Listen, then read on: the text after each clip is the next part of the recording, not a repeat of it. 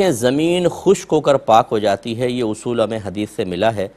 खुश्क होकर पाक होने का मतलब ये है कि अगर उस पर कोई नजासत गिरी थी, फिर गर्म हवा, धूप या शदीद गर्मी की वजह से ना उस पर नजासत का रंग रहा, ना कोई स्मेल वगैरह आ रही है, तो ये ज़मीन पाक कहलाएगी। जैसे मिट्टी के ऊपर पेशाब कर दिया किसी बच्चे ने, फिर धूप वगैरह पड़ी है, बिल्कुल ना स्मेल रही, ना उसके ऊपर कोई निशानात वगैरह हैं, तो पाक है। यही हमारे फ़र्श का मसला होता है, तो ये पाक हो जाते हैं। अब अगर आपका दिल नहीं मान रहा तो बहरहाल आप उसको पाक कर सकते हैं, यानी पानी बाकायदा बहा सकते हैं, या कोई मतलब फ़िनाइल वगैरह का पोछा वोछा मार के छोड़ दें। जब खुश्क हो जाएगा बिल्कुल, स्मेल तो वैसे ही ख़त्म है और फिर नजासत का असर ख़त्म हो गया है, पाक हो जाएगी। अभी बहन ने पूछा कि चलें ये तो ज़मीन का मसला है, लेकिन जो स्लेब वगैरह होती हैं, कोई दीवार खड़ी हुई है, उसका क्या मसला होगा?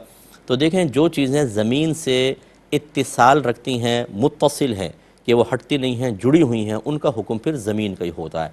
तो चुनाचे ये तो मतलब दीवार आपने कहा या स्लेब वगैरह कही, ये जो दरख्त होते हैं और ये जो घास वगैरह खड़ी होती है, इसके ऊपर अगर पेशाब कर दें तो यही ज़मीन वाला हुक्म होता है कि जब तक वो मतलब उस पर नजासत का असर है, नापाक हैं, और खुश्क हो गए तो पाक हो जाएंगे। ऐसी जो ईंट ज़मीन में गड़ी हुई है कि आप निकालें तो निकले नहीं, इसका हुक्म ज़मीन वाला ही होगा। तो लिहाजा इन चीज़ों का भी यही हुक्म होता है कि जो मुत्तसिल होती हैं, ज़मीन के साथ मुत्तसिल होती हैं।